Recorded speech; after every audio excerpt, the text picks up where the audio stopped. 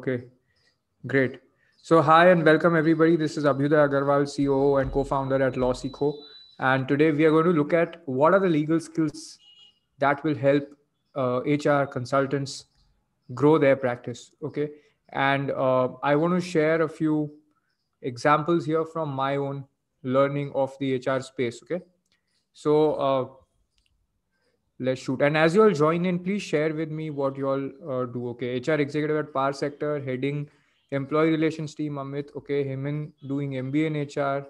Sara Shripad, HR manager. Okay, Rupesh Kumar Bomal, you're from finance. Very good. There's an interface between finance and HR. So great to have you here. Okay. So every few months, actually, I find, so I take classes. I take classes in a labor laws course from by LawSeco, and every few months I find, so there are regularly lots of HR managers, HR executives, payroll and compliance executives, some people from finance in the younger levels. Sometimes I have a lawyer, sometimes an HR student. Okay, these are the regular sets of people who come. Once in a while, I also find a senior HR consultant who is performing compliance related work, okay, for his or her clients for many years. They take up our labor laws course despite having a lot of compliance related experience. And I'm like, they turn out to be some of our most dedicated learners. A lot of times I think that possibly what could they have to gain, right? Because they've already been doing compliance related work. And I am amazed by the rigor of their participation. When I ask them after the course is completed that which new aspects did you learn? How did this help you? Weren't you already consulting clients? So what was new for you? Why did you take up a labor laws course? They usually tell us this, okay? I was doing compliance work, but now I can help my clients do more advanced work. I can help them where they get stuck with compliance or if they run into trouble because of notices from labor authorities. Then this has helped me grow my practice. Okay, they are able to get new clients as well. So there's a huge dearth. I realize that there's a huge dearth of labor practitioners in the country. What is labor practitioners? Not HR, okay? Like HR, labor law related practitioners who can actually provide solutions for organizations. Whether they are HR people or lawyers or company secretaries, there is a huge dearth. In fact, when we started a course in labor laws, there was a huge demand from HR managers, but we couldn't find external faculty for 2 years. Okay, like last year I found a couple of external faculty, and now we have someone with 40 years of experience teaching. Okay, but it was a very very big search to find, and I was struggling to look because lawyers don't have a full grip on HR a lot of times, most of the lawyers. Okay, so and HR managers want to know law, and the whole space is dominated by consultants. And the thing is that they are doing at the very first level is what? Salary structure, allowances, PF contribution, gratuity calculation, till their work is happening. Okay, but beyond that, when the things get difficult, that work is not happening. So I had already worked on teaching drafting and business laws for young lawyers, for managers, for entrepreneurs. Okay, and teaching various business related skills from business law related skills from 2012 to 2018. So I had 6 years of understanding on this. I've been a corporate lawyer earlier. I've taken sessions for managers, I've for entrepreneurs earlier. So I had a sense of what could possibly be the gaps. Okay. So in 2018, when we launched our labor laws course, I worked on bringing the same approach to labor law training for HR managers. In 2019, I conducted a drafting training for HR managers of ITC. And these were people from about work 8 different locations of ITC. They logged in through a VSAT program. There were also like in-person activities where we went to their office and we trained them from Calcutta, and there were people joining in from remote locations. Some people had been flown down there, and they really benefited from this exercise. What I realized from this was that if HR managers of such a big company which has full access to all kinds of professionals, they can have any senior lawyer at their disposal. Okay, they can brief any big lawyer, they can have any kind of consultant they want. But they realize that their HR managers also benefited a lot from this training. And I was like, then what kind of need do other companies have? If such a big company with all access to resources and the uh, best HR workforce. Okay, so they had HR managers hired from XLRI, IIM, so all these colleges. Okay, and I was like, okay, now they are really benefiting from this, and I realized that then there has to be a huge potential that is there for by HR managers from for other companies as well. And this approach and this learning had to be imparted to more HR managers and consultants. And the challenges that companies face. Now, let's understand then that what are the actual challenges that companies are facing from HR managers, challenges that companies face on employment and labor laws, where HR managers or HR consultants can help. Okay.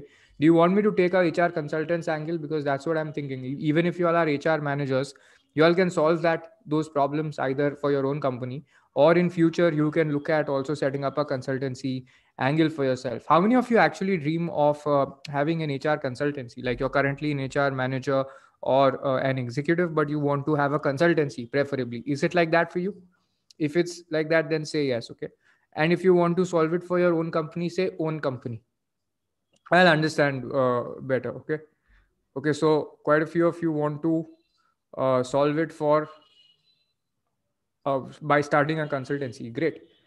So let's start from the basics. There's a big disparity between labor laws of different states. Okay, even with the codes supposed to be coming in by April 2021, so far there has been a huge disparity. With the codes also coming in, a lot of work is going to be done by the state governments. Okay, and if you look at the codes and the rules, the exact formats and forms and register formats are not currently specified. So we can expect that some deviations and differences will be there in different states. It may be easier to find the law, okay, because of a digital indexation, because everything is coming pursuant to the codes and this is all new law, so it can maybe found on one website. I mean, that kind of a benefit may be there.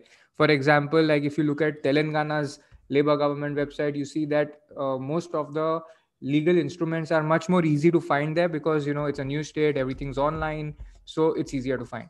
That may happen, but the differences between the laws of different states may continue. It's already huge, so people find it difficult to transition from one state to another. If somebody's in Noida, they're like, okay, Bombay Shops and Establishments Act, I don't know.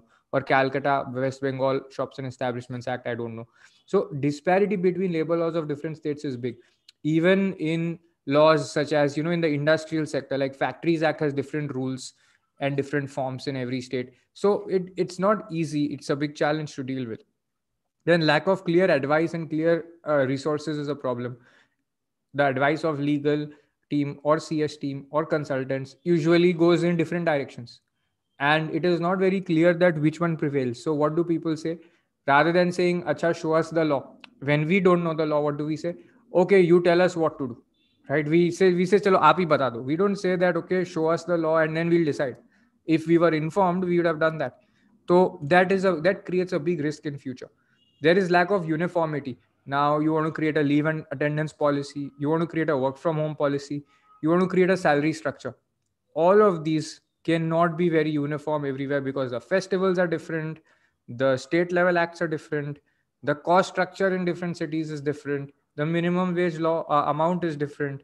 Okay, so all of these things become very problematic. Okay, and these are some of the places where opportunities arise. Like some organizations solve it for themselves, but they still need consultants to handle specialized issues from time to time.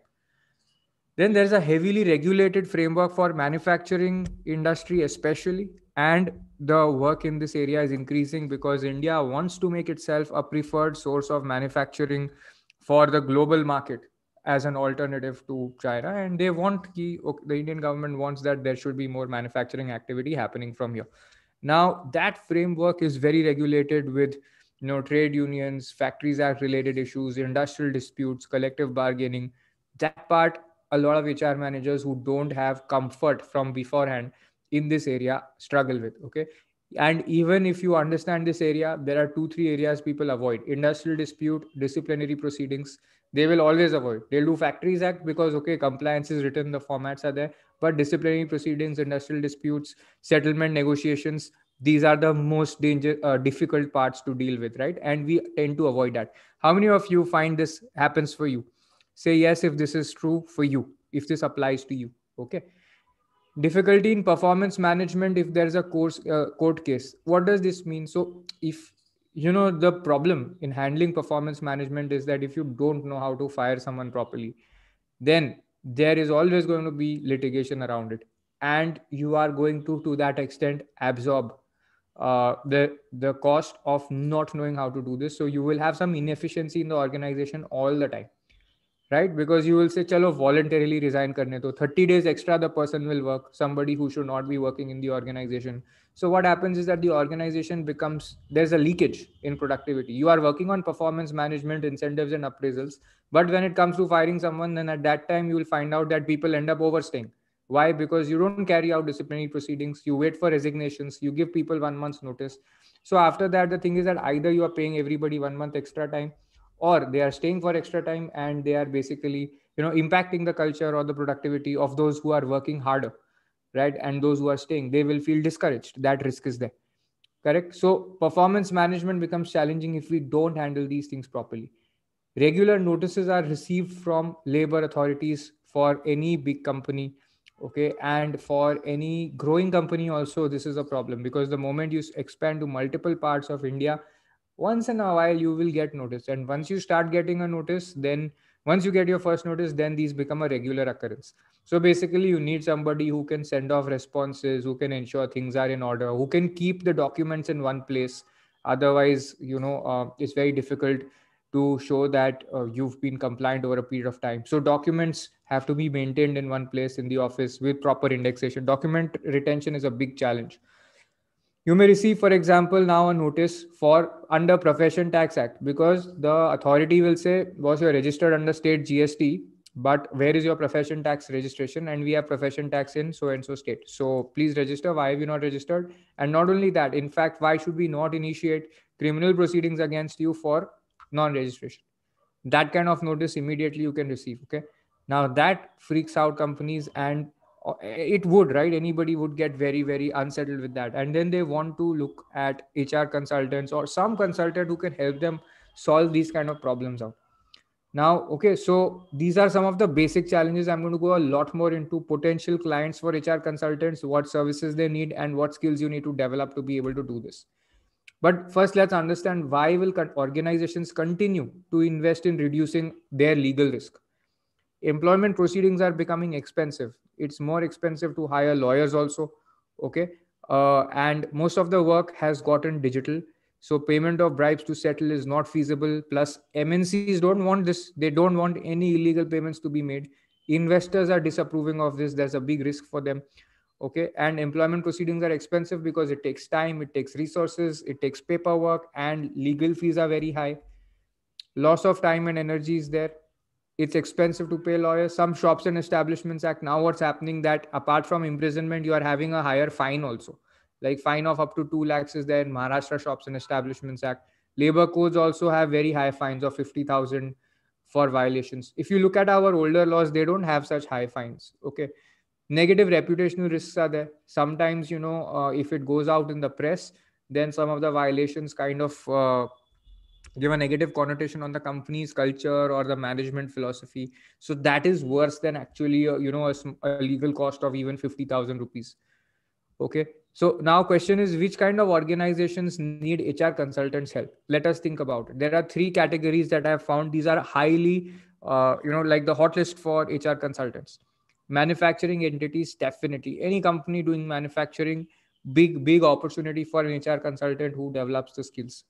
There's a huge lack of information around factories act related work, all kinds of registers, compliances, what should the occupier do, what should the manager do, the state level rules, if you have factories in multiple states, how to do this, how to report to our head office that everything is happening properly. So all of this work is huge. What to do in case there is an accident, how to ensure, how to handle inspections.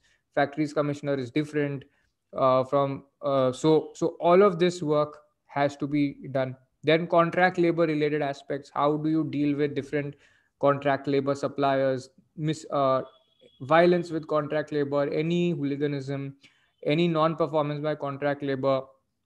All of these are very important, and contract labor act has more than 25 or so forms that need to be filed.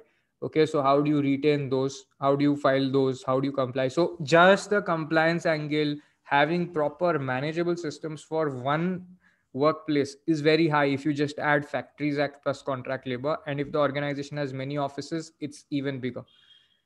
Standing orders act has basically, if you have a factory, you're doing manufacturing work, you're likely to have, and you have 50 people or more. In some states it's 100, in some states it's 50.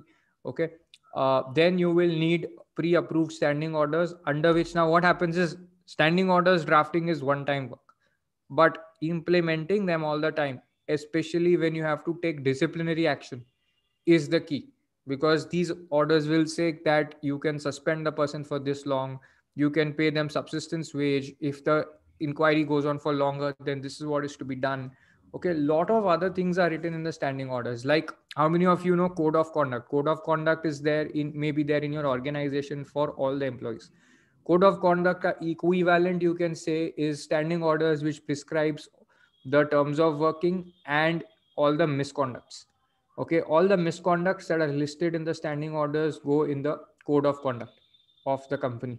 Okay, so standing orders related work is technical, but HR managers can do it and nobody else can do it.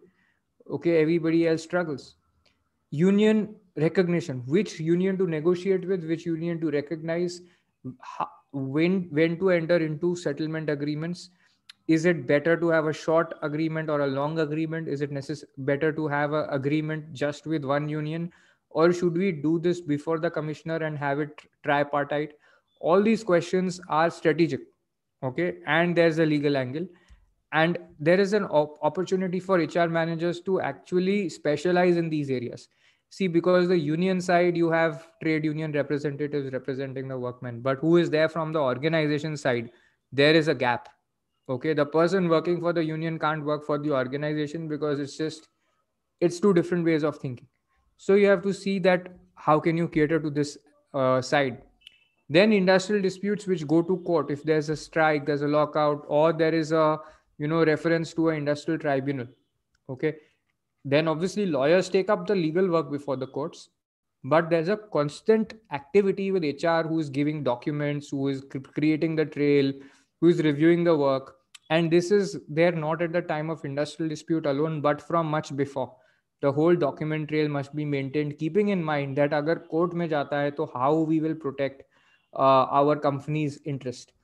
Okay, and industrial disputes may, then there can be a matter before the tribunal, there can be a matter before the labor court, or there could be a matter going to the high court also. So ye pura you will have to understand that at which stages, where should it go, how to deal with this. Disciplinary proceedings we've already dealt with. Challenges usually are this, that keeping a record of document, writing various letters to employees when you are in pre-disciplinary proceeding letters, then creating the disciplinary body. Okay, the disciplinary authority, inquiry authority. Okay, then administering the whole proceedings, drafting various notices, conducting the inquiry, conducting the hearing, making the findings, imposing the punishment. Okay, all of this requires a lot of skill. Okay, so this part is very very important to do properly. And this is what, so even if organizations have internal resources, they will consult an external consultant for second opinion always. General legal work is there. Okay, then responses to various kinds of labor authorities will keep coming for any manufacturing entity under Factories Act, PF related laws, contract labor. You will keep happening this. Then startups is the second most important area that we are identifying because of various reasons. Okay, startups are scaling up very fast.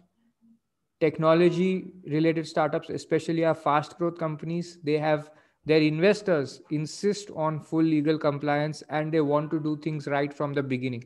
So they are not using the traditional approach where they say chalo dekh lenge, settle kar lenge, as long as we can do business it's not a problem, everything else can get settled.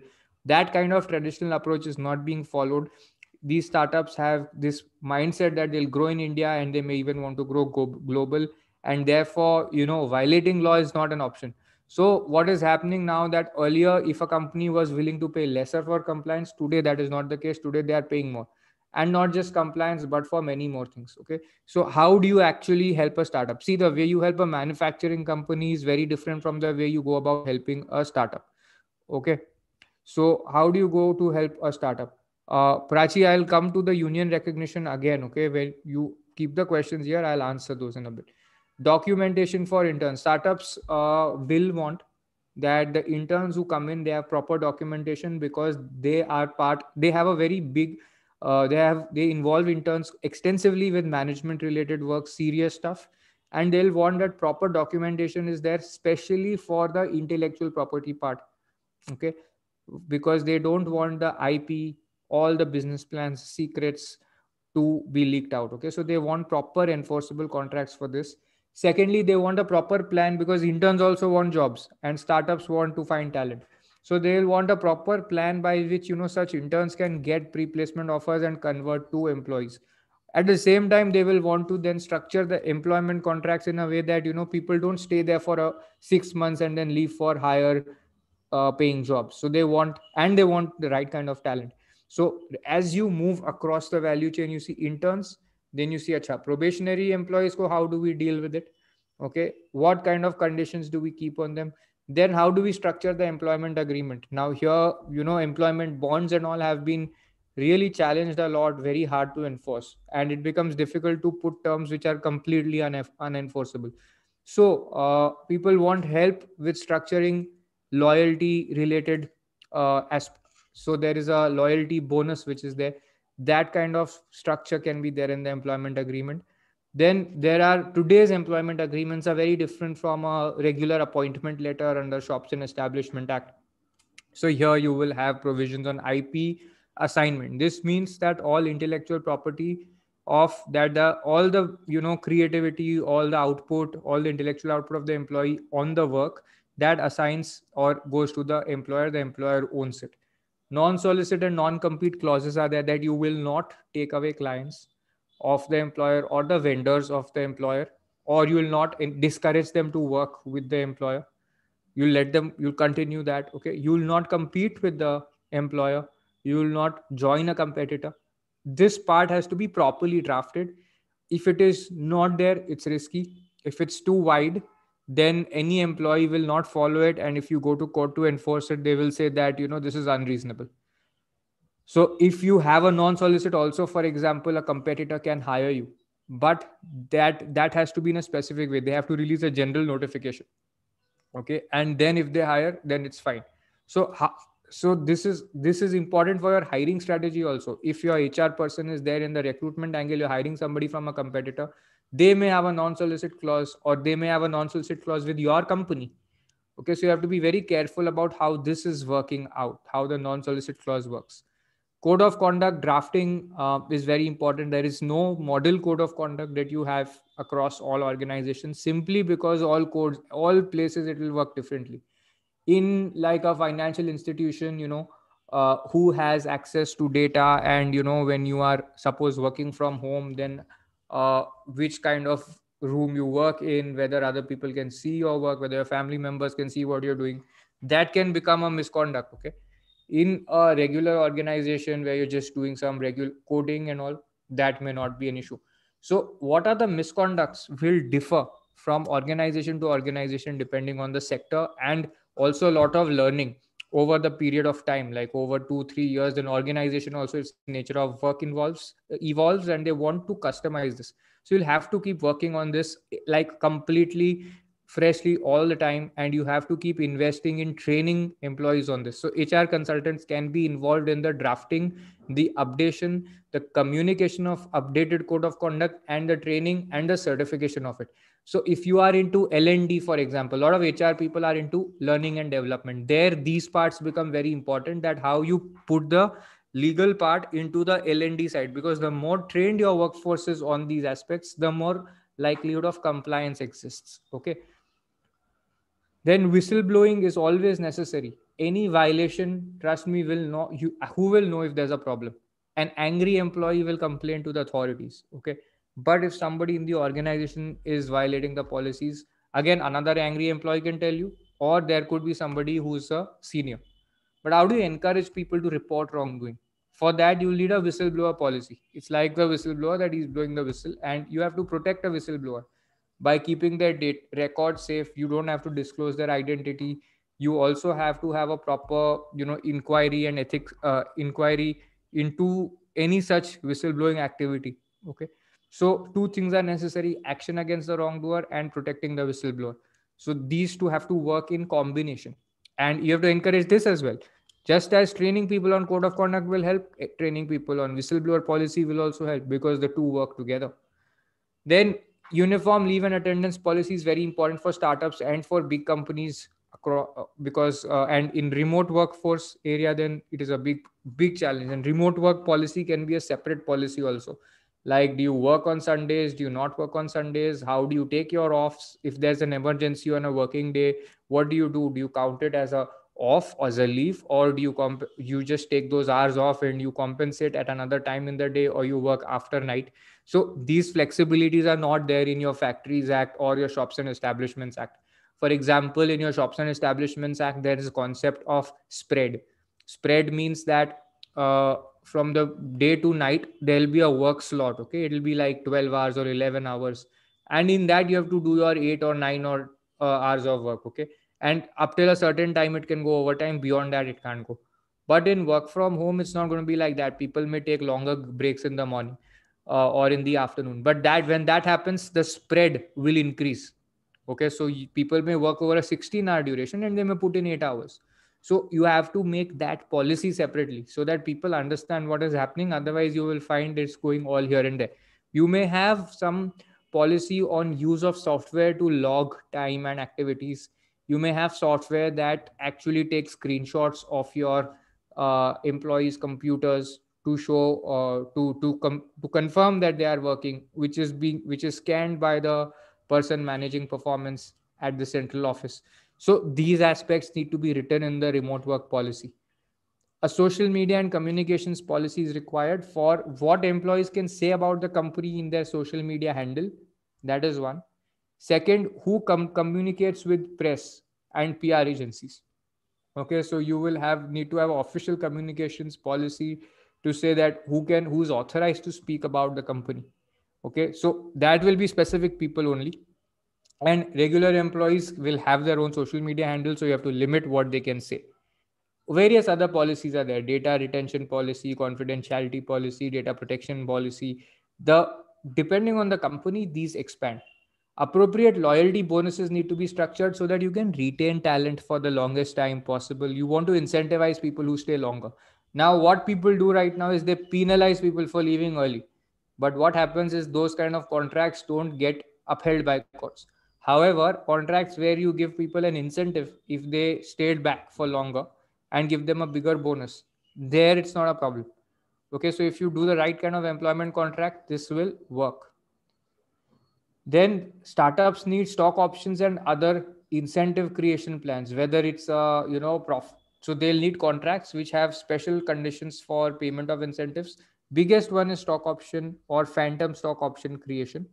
Phantom stock option is where you get the money of the increase in company's valuation in cash, and in stock option you get it in shares.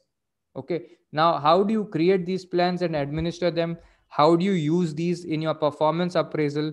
Okay, how do you encourage the senior management to grant these? Is a function of how HR does it. Senior management wants this to be administered in a uniform way. There should be parity. People should be aligned and not demotivated by this. It should have the right principles in place, so that can go into the drafting and implementation of these plans. Posh is a huge area because people want policy, compliance, manage. So there are 5 areas around it. You see, policy making. Policy making has various aspects. If you have a factory, policy will be different. If you have a commercial office, it will be different. If it's a shop floor or a mall, it'll be slightly different. If it's gender neutral, it'll be different. Compliance aspects are there in the law. You have to do some filings and all of that. Management के लिए reporting is there. You have to report to the management saying what is the status. And training. Four things are there. Okay, all these 4 aspects are different categories of services. Training also has branches, whether it is for employees or for the internal committee, or it is for the senior management. So training also has at least 3 different categories. Then IP related clauses, confidentiality, non-compete and non-solicit ka enforcement. You put those in the contract, but when people, how do you enforce these and how do you minimize कि इसका violation नहीं होगा? Employee signed it when he joined the company. By the time he or she is leaving, he may have lost the contract or may not be meaning to honor it. How do you remind the employee that this is your obligation? You dishonor it, we will enforce. The next part is that how do you take action if they actually dishonor it? Because you want to take action, otherwise everybody will be dishonoring it. Maternity benefit and paternity leave. So maternity benefit is there under law, paternity leave is optional. You can create it if you want. Now this requires a strategic call from you and the top management of the organization that you can take. So now understand this, when you are working on all of this, and this work was for startups we were looking at, okay? These policies are reinforcing whose objectives? CEO, COO, CFO. These three people are very key in your working as HR manager in this area, or HR consultant. Any HR consultant working in these areas can be very effective. When the companies are smaller, they don't have HR to look at this side, the legal side of things. At most they don't even have any HR initially, but when a company crosses like 100 people, maybe they start hiring an HR team, okay? And there the HR is first looking, there could be a generalist role, or there would be more general roles, not so specialized into these aspects. Therefore HR consultants have a big opportunity to cater to these needs. Then let's look at the third category, which is service sector companies or Indian subsidiaries of multinational companies. I'm looking at these together. You understand what an Indian subsidiary of a multinational company is, and you know what a sector company is, right? So these are not the startups, okay? I'm saying general big service sector companies or a foreign company's Indian subsidiary. So some work is similar, okay? Agreements and policy related work is there. Contract labor and manpower supply work is very, very important for these uh, categories of clients. Then IP, confidentiality, non-compete, non-solicit enforcement. So these are common, okay? Which is why you will have three categories of clients which are target for HR consultancy work. Now, this is new. Anti-corruption, POSH, data protection. POSH was the common part, but they may have some data protection work and anti-corruption work. Because anti-corruption work may, one is that you discourage corruption, which is fine. But second is you have active anti-corruption policies and you enforce violations. You conduct forensic investigation into possible violations. Foreign companies want to do that because they have heavy penalties under their home country's law. So these areas you can learn so that you can effectively enforce anti-corruption policies. And anti-corruption policies don't require a lot of legal knowledge, but more about understanding, okay, what gifts are okay, what cash benefits are okay, can you give gifts to relatives? So some simple points are there which one must be able to understand, and then you can create anti-corruption policies, okay? And if you do this in the company, they really benefit from your work. Trainings on employment policies, like those code of conduct and all I mentioned, unka training, posh training for specialized work. Then Amit, you're asking any inputs on internal audit practices to avoid corruption. Uh, you'll have to do surprise audits. One is that external forensic investigators are involved, so they will check, and otherwise you'll have to have managers track these trails, and you will have to do a lot of training to discourage this. Okay, and you'll need to have a whistleblowing system for anti-corruption. Anti-corruption is best revealed through corruption instances are best revealed through whistleblowing. Okay, so whistleblowing plus forensic investigations plus training, I think, should work.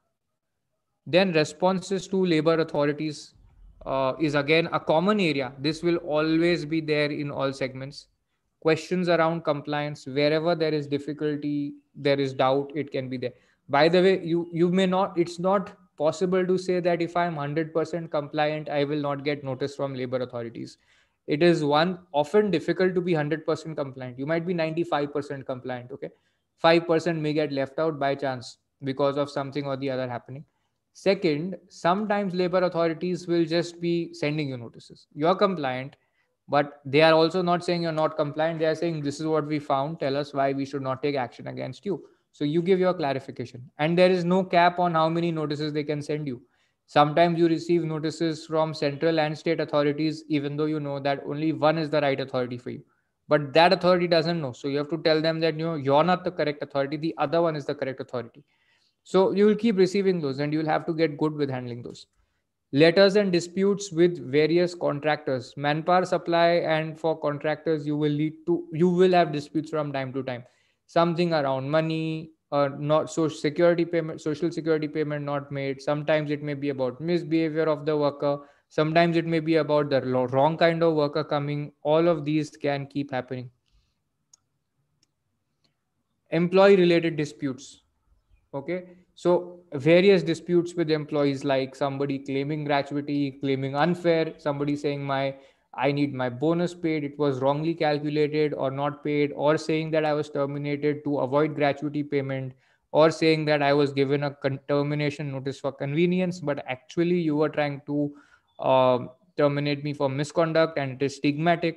So but no disciplinary proceeding was taken, so I need to be reinstated back. All these kinds of disputes will keep happening. Okay, now what you have to see is which legal skills should you develop. Should you develop a variety of legal skills, or should you specialize in one area? All these questions we will deal with now. Okay, so now what I'm going to look at this is, so far we were looking at what services people will ask of you, your top clients. Okay, we looked at three kinds of clients as the top clients: manufacturing entities, Indian, there were startups, and then larger service sector companies, or MNC, MNC's Indian subsidiaries. Okay. Now, what are the legal skills that HR consultants must develop? Now we look at the HR consultant side. Okay, and we look at ground level up. So your challenge would be to understand the laws of different states from scratch. Problem in this is that we don't know which laws apply when, in most of the scenarios. Sometimes there's overlap, sometimes there confusion is there, and special confusions arise in case of a remote workforce scenario. I gave you some example also right now of the spread wala problem. Then there are different thresholds. Kabhi 20 people may something is applicable, kabhi 5 people may something is applicable. Some parts of posh apply if you are over 10 people, otherwise it applies irrespective. Even if you have less than 10 people, it will apply. Then the numbers thresholds also, 10 or 20 will differ. 20 employees or 20 employees plus interns plus everybody. So those questions become very important to apply. So those thresholds you have to understand. They vary, they are different across different states. You have to understand that there are different forms and registers also to be maintained for every state. Sometimes your head office may have to do that, so one person or one or two people will have to maintain it under all states. Or better still, they will outsource it to one consultant, saying that aap ye kar lo. And then they'll say that, okay, I have employees in 4 states, but I don't want 4 consultants, can one consultant do it? Right, that's what they will say, and it will be done. Okay, there are a couple of questions. Heyman, if any employees leave our organization and start working in another organization and leak secret information, then what you have to do? You have to go to, uh, you will have to, you can do two things. You can send a notice to the employee, go to court, get an injunction, implead, meaning make the other organization a party, okay, and say to them that this information was our IP. If we see similar things happening from your end, we are going to sue you for unlimited damages for whatever loss that is caused to us.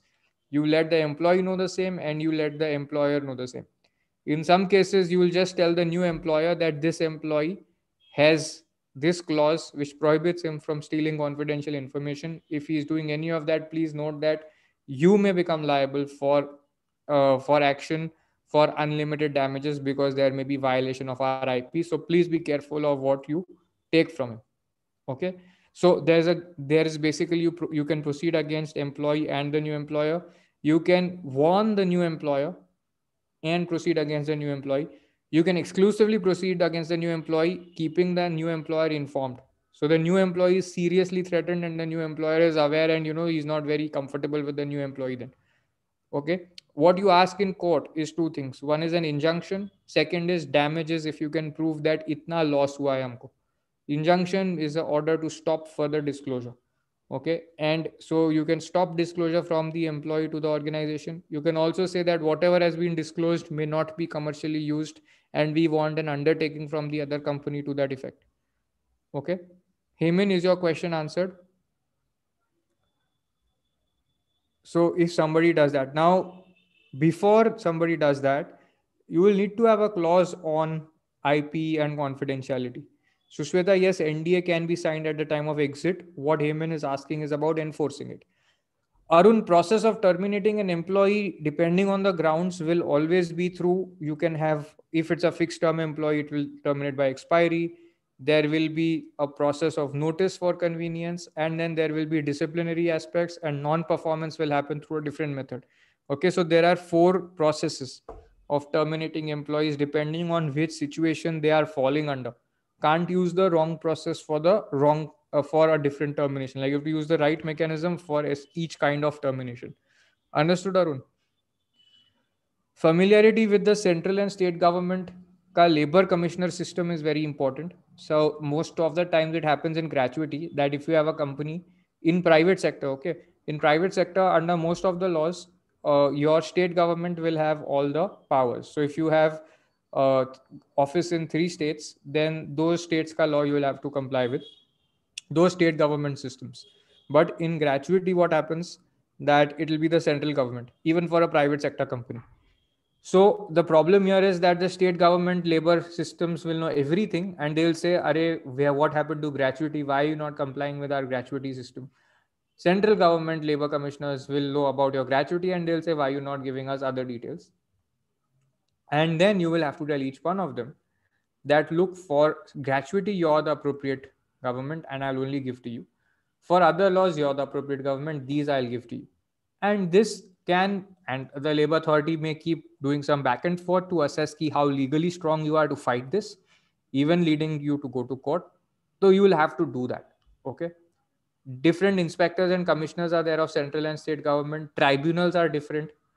Addresses, physical address also is different. Okay, so you may sometimes get surprised that kal to yahan se aaya tha, now we got notice from this address, what is happening to the office. So the address for each of these, labor commissioners court is different, for tribunal is different, for central and state each of these are different.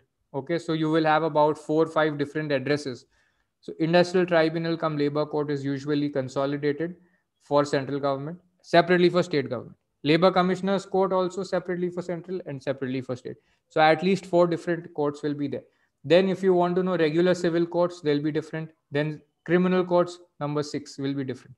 Civil courts say there will be not, may not be a lot of work. Criminal courts say there can be some work once in a while. Okay, but there are 6 different kinds of courts, and labor courts are themselves of 4 kinds at least. Uske aage, then you will have the PF commissioner system, the ESI corporation system. So now if I add this, the number becomes 8. Okay, so you are basically as an HR person dealing with more courts than a lawyer is dealing with a lot of times. Okay, so sometimes there can be a conflict. Central है, state है, कौन सा court है, tribunal है या commissioner है. Private sector, this example I gave you. Then another example, now this is being unified by the labor codes, but in a central government PSU, what happens is that the central government is the uh, appropriate government. They have all the powers for administration and all. But the contractor who supplies manpower to them, for them it is the state government.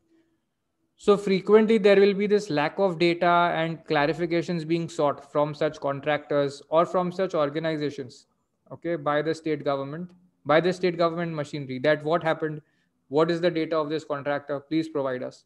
Now what's happening under the new code is that the IR code, industrial relations code, is that the contractor also is going to be governed by central government if they are supplying this workforce to the central government PSU, so that the data gets harmonized.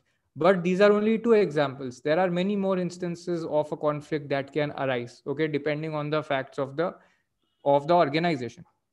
Then what happens is knowing the progress of legal proceedings.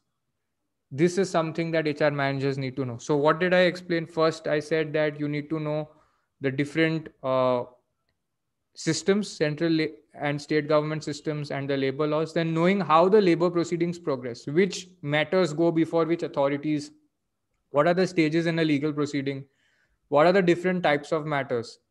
Okay, so let's see this. Okay, which matters go before which authorities, meaning something going to PF commissioner, something going to ESI corporation director general, something going to civil court, labor tribunal, that's different.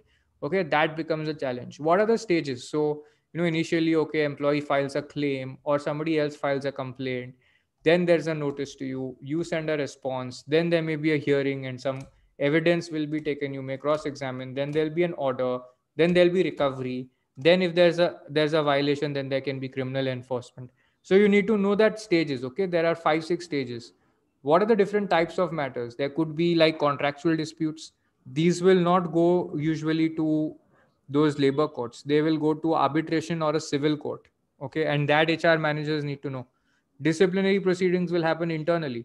ICC proceedings under POSH Act are very similar to disciplinary proceedings, barring the specific requirements under the POSH Act. Industrial disputes will go before, again, they'll go before the conciliation officer, who's the labor commissioner's office, and they'll then go to industrial tribunal or labor court, depending on the matter on which the dispute is, and then they may go to high court. Okay. Civil cases are entirely different. Civil cases can arise if an employee's friend, relative, or third party sues the employee, and the court orders you to withhold some of the salary of the employee or pay to a third party. So sometimes the employer just becomes a party because somebody writes to the employer, or because the court orders ki bhai tum isko kitna paisa de rahe ho, cut some amount because this your employee has a due to another person, and that needs to be paid off. Cases before labor commissioners courts, lot of cases go like gratuity, payment of bonus act, all these, minimum wages act. Labor courts and industrial tribunals get industrial disputes act related matters. Criminal cases go if there's a violation of especially registration, compliance, all those provisions, or after getting an order to pay someone, you are not paying and complying, then criminal cases can start. Then you need to know the hierarchy of courts, which is the first level, second level, third level. Okay, what are my options if I lose? If I'm taking the right stand, I lose the first time, how can I go higher up? Then you need to know what are the risks of disgruntled employees initiating proceedings against the organization. Can someone who is not personally affected, okay, so somebody who is still working in the organization, can they initiate a complaint about another person whose employment was terminated? Okay, then before which forum do these proceedings start? Is it at the labor commissioner or inspector's office, or at the labor court or industrial tribunal? Is the process before different forums different or the same? What is your role as an HR manager in the proceedings? You'll want to know that, right? How can you best protect the organization's interest? How should you conduct yourself? What if there is a union leader on the other side and he's being very animated, and he's not a part of your employee, of your workforce? He's a union leader now representing the employee because they are allowed to represent under the labor laws. Okay, and what kind of authorizations you need to represent the organization? Now once you learn all this, okay, imagine you know all this, you find these questions difficult and worth learning about? Do you feel like, I should know answers to these questions? If I know this, it will help me. How many of you feel that? So say yes if you feel that. Okay, then now if you learn all this, then what happens is you can prepare a regulatory dashboard showing all the authorities names in the district that you are in for every office. You can also prepare some calendars for your organization, for each workforce, and you can create a reporting process. Okay, now your organization can be your own organization or it can be a client. Okay, then you can, so these, then you can also prepare third level an MIS of ongoing cases. MIS meaning monthly management information system. Okay, tracking all the ongoing cases, what the issue is about, what's the next date of hearing, and what was the last order. Okay, this somebody can run then if you do this. It is extremely helpful if your organization wants to expand this kind of skill set. Okay, full knowledge of compliance is needed. It may not be perfect, but you cannot afford to be clueless. Okay, so you need to have full compliance calendar for all your offices or all your clients' offices. You cannot rely on some email list and generic deadlines. In that case, what happens is that, like tax or GST or company law, they are uniform across the country. So CS and lawyers actually have it easier in comparison to HR managers, because you have state law related compliances which can be very different from time to time. For labor laws, it will differ across organizations, industries, and regions. Plus, if you have office in 4 states, you don't want to see 25 states mein kya compliance hai, you only want to see for those 4 states. So larger organizations now face bigger challenges, and obviously as an organization grows, their need and reliance on a labor consultant increases. So what do you need then? You also need, apart from all the other skills, you need drafting skills. There's a huge need for HR consultants because legal teams don't have the facts for on the ground level, and they don't have the bandwidth. In-house HR teams may not also have enough time because they are usually looking at performance, recruiting, L&D, generalist, and other roles. Okay, so they may not have the drafting aspect. Okay, difficult work or complex aspects or specialized work is often outsourced completely for a second opinion or completely outsourced. Both of these possibilities are there. Then HR consultants have opportunity to create a specialized practice around Posh Act or shops and establishments, or just specific pockets you can choose, or data protection or CSR. But the question is, should you do it specialized or general? I'll come to that. Okay. Now, effective collaboration and monitoring of outcomes with lawyers is also very important, because if lawyers get involved, you must be responsible to see that things are done properly. What do you need to do for that? You need to know the labor law provisions, how to build the document trail for employees, especially for disciplinary proceedings, hierarchy of courts, and you should also know how to like read a case. You should not know all the cases, but at least if the lawyer writes names of 3 4 cases in the petition and you have to review it, then you should know whether the lawyer is citing it for the right reason or the wrong reason. Okay. And you should, so if you have these skills, then you can collaborate with lawyers, and you can use your drafting skills also for pre-legal work. Now we have to look always, if you have legal skills, great, but how does it translate into real solutions for your company? Right, without that it's no point. You can have as many skills and people still won't value you. So all your skills must lead to the following. Okay, so you now connect every skill to this solution. How have you improved, or how are you improving the company's culture? How are you encouraging the right kind of behavior? See, you do disciplinary proceedings correctly, you do policies correctly, you can amend, draft, improve policies, you can do better trainings. All this are happening then, correct? So you have to keep mapping it to the organizational outcomes in terms of business. How are you incentivizing good performance and weeding out non-performance? Again, very important question, right? How are you increasing the total output of the company, performance of the company? How are you reducing waste or additional cost and improving profits? So look at all the tasks you were doing above, including going to court. All of that was taking responsibility for this. Are the rules and the framework consistent to this? How are your actions improving the reputation of the company or reducing the risk of adverse publicity? Okay, just notice that everything we discussed is adding up to this, and you can actually say that I did this task and this helped us in this way by saving cost or encouraging the right kind of behavior or improving our reputation or minimizing the risk of negative publicity. Then you have to look at this. Does your client have visibility? Does the client know about these outcomes? Does the client know that your legal service will give them, your HR consultancy service around the legal aspect will give them these outcomes? Do you make these outcomes a part of your sales pitch and client onboarding process? Okay. Do you make case studies out of this? Should you now that is the question that you need to think of. If you do that, then you will get more clients. Should you specialize or continue to have generic skill sets? Okay. So now the thing is that if you only specialize in one or two aspects, you will go niche, but sometimes the work is very seasonal. So it may be worthwhile to have a bigger range of skills and not just super specialized. Like if you only super specialize in Posh, you will find a lot more work between December to March of every year because of compliance increasing, but lesser work at other times. So what will you do at other times? That becomes a question. Okay. So there is need of one-stop solutions more for organizations, and I'll tell you why. They already find it very difficult to work with CS and lawyers. Why? Because sometimes one aspect, one transaction has an accounting aspect, has a secretarial aspect, has a legal aspect, and each of these three people have to coordinate amongst them. It's not easy, it's challenging. Now in HR only, if there are so many sub branches, an organization will not be able to manage it. And who will manage the work of so many people working on different parts of HR? So in HR space, there are way too many layers, and it is possible for you to combine those. The employment consultancy market today is completely or largely only focused on compliance and all these other areas of gaps that I showed you, like industrial relations, drafting, higher value problems, contract related aspects, contract labor related aspects, startup related consultancy. All these are missing. So now this is the opportunity for you.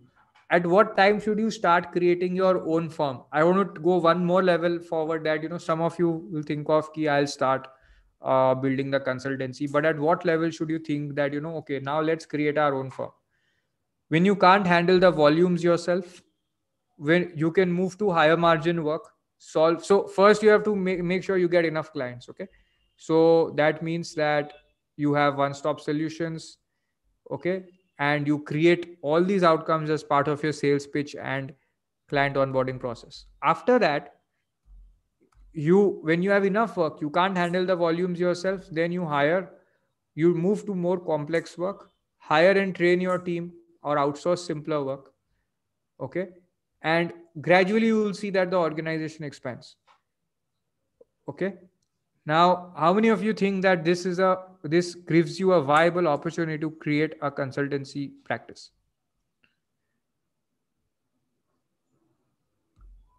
Say yes if you think so. Okay, and do you want to learn more about how to solve these above problems, how to solve them end to end?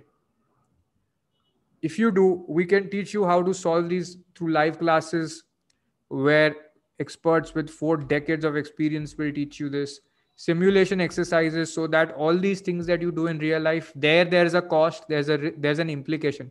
गलत हो गया तो it will backfire. But अगर safe environment में training mode में वही काम किया तो you can learn everything, right? If you do the same task beforehand, you get correction and feedback, you get your doubts cleared, you get study materials, and you get feedback on your work. Then you can have confidence for the real world. So several HR consultants, safety officers, HR directors, and others, and HR students have benefited across multiple industries. You may refer to the following experiences. Okay, Shipra Kumar is a consultant she moved from Singapore to India, and she runs an executive coaching consultancy. Okay, so Artesian HR Consulting is her company. So you can hear her experience. I have shared it with you all in public. Okay, she does executive coaching and other HR consulting. You can listen to the experience of Prachir Sogani. He expanded his range of consultancy services. He was doing a lot of PF and ESI related work, which he expanded. So you can click on these videos, open these in your YouTube, and pause, and you can listen to these. Okay, Ruchi Aluwalia is an HR director. Okay, so they all found that okay, 30% of our job is related to laws, but if we learn the law, we can have better outcome in the remaining 70% also, because no part was excluded from the law. Then Asghar Ali, safety officer, and after taking the course, he did all the exercises, did all the research work. He got promoted to HR head. Okay, his story is there. These are all documented stories on YouTube. You can see they are freely sharing their experiences. Okay, now those of you who are interested, I would like to invite you to consider. So if you want to know more, you can inquire. Then you can look at our diploma course in labor and industrial laws. I will show you the link where you can find out about it. Okay, and you can also contact Uzair. More, I will send you Uzair's number right now. You can WhatsApp him and ask him. And I also want to invite you to my other webinars. Just hang on, I'll give you the information.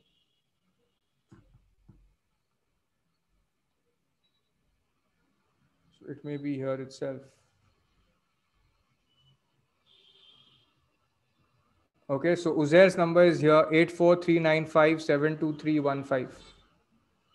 Okay, and you're also invited to attend my 3-hour workshop. So you take a screenshot of this number. I'm pasting it also on chat.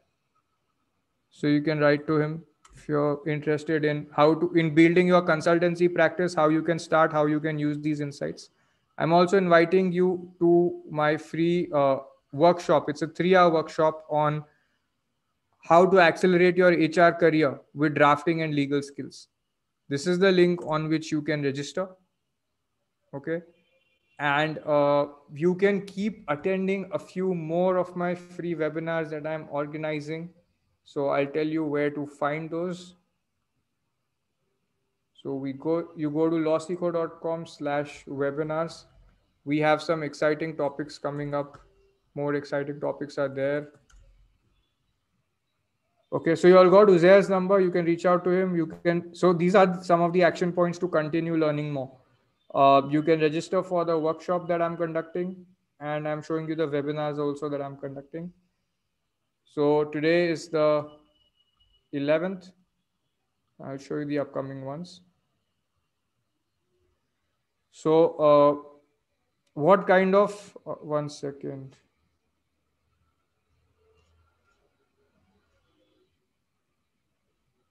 What are the legal skills needed for HR manufacturers? Sorry, for HR managers of a global manufacturing company. Okay, this is tomorrow 7:30 p.m. Okay, 15th. On 15th, we are having why do HR managers emerge as the top choice to head CSR initiatives in their organizations? Okay. On 16th, we have how to handle employment related formalities of CXOs. On 17th, we have legal challenges for HR managers in a remote or hybrid workplace. So these are all at 7:30 p.m. Okay. So you can click on register now, and you can also let us know if I think you all are all a part of our WhatsApp group on for HR managers, so uh, you can get the invite. You're not okay, so I will get you the link for the WhatsApp group. Okay. Uh, okay, so what you do is come in the next session. I will give you the link for the WhatsApp group. How you get certificates is that when you register for any of these, there is a condition written for how to get certificates. You have to attend the whole session, and then you have to post. Here it's written. You have to stay for more than 30 minutes. You share your learnings in 5 points as a post on LinkedIn. This is the certificate condition. Okay. Please do this so that you can get the certificate. There will be a new WhatsApp group link I'll get you. Okay. Amit, Rishabh, we'll get you a new link. Okay, so any other takeaways you'd like to share? Any questions you all have? Any learnings you want to share? Did you find this useful? If you want to contact Uzair also, you can let me know. So just write to Uzair. Take a WhatsApp, open your WhatsApp, add his number, and then you can write to him and say that, okay, I want to build my career as a HR consultant. Can you please help me? Okay, and you can let him know that you attended today's session. Okay. Prachi, which question is not replied? I told you how to get certificate. Which question is left? Oh, union recognition.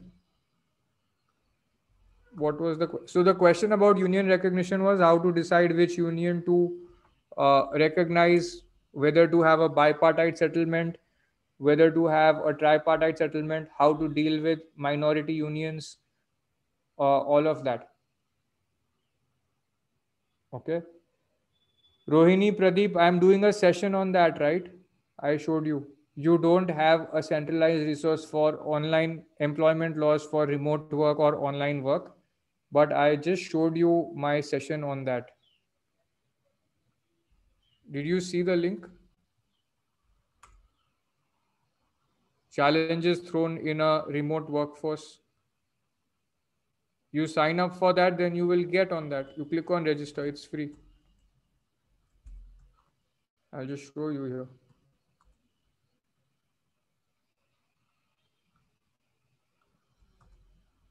What problems you will face by being an HR by company or by employee side? So there will be lots of problems, but the problems will be different for each side. Okay. Uh, Now I showed the problems about drafting, receiving notices, protecting the management from criminal liability, protecting the company from negative harm, negative publicity, negative reviews, press coverage. Okay, all these are important. Dealing with notices, taking action against disciplinary misconduct or violation by employees. Understood, Prachi?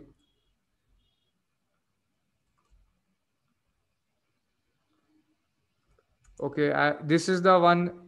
that Rohini you are saying, legal challenges for HR managers in a remote or hybrid workplace. Please once talk about Posh. In Posh, it's very, very long. So you have to focus on, I told you, four aspects: compliance, training, policy drafting. Okay. So training, compliance, policy drafting, and then sending the right reports to management. Okay. And there is one side for ICCs, which is on conducting the hearings. Okay. If you found this helpful and you want to learn more, you are free to contact Uzair from our company on finding out, how you can how you can build a career in this area or grow to the next level. And he can also let how you can use a structured course like our diploma in labor laws to move forward. Okay. So that is, and continue to attend the sessions. I'm organizing a lot of more sessions in the coming few days, and come to the workshop also on 24th on how to accelerate your career with legal skills. Okay. Cheers, everybody. See you. Have a